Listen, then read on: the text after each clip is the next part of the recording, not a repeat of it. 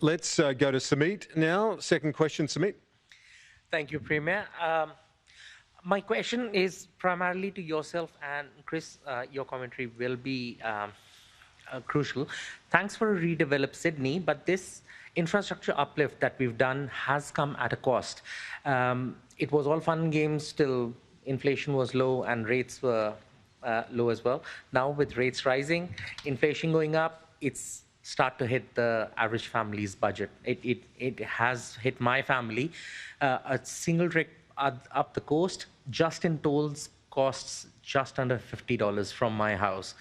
So my question is, what is your exact plan in regards to delivering all your promised projects over the next couple of years without impacting the average family's budget?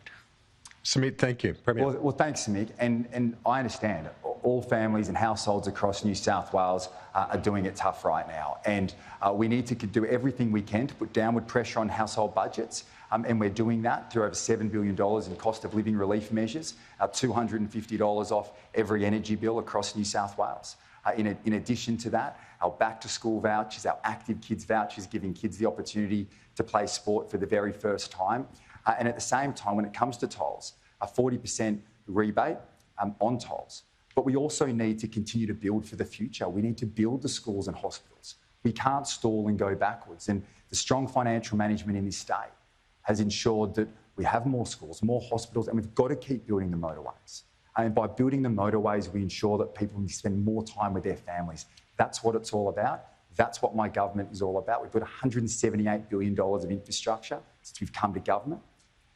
We inherited a $30 billion infrastructure backlog, but we can't stop. And that's why strong financial management matters. And our budget, our strength in the New South Wales budget is only there for one reason, and that's to help your family budget.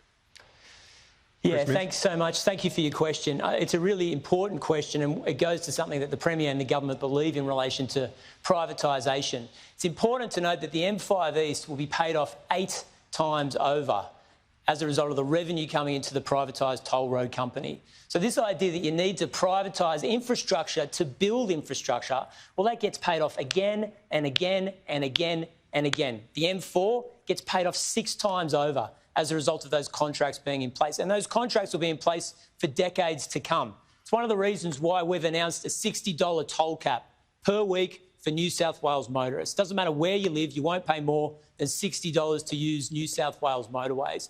We've seen many people that live in Western Sydney, as a result of tolls, be crippled just because they have to get to and from work. And you shouldn't be penalised because you live in a suburb that doesn't have great access to public transport in New South Wales. So the toll cap comes into place directly to help families in New South Wales. It's a cost of living measure that's just common sense. It's a shame we have to do it in the first place, but as a result of these privatisations, it's a common sense policy we think will help families in this state. Thank you, Mr. Minns.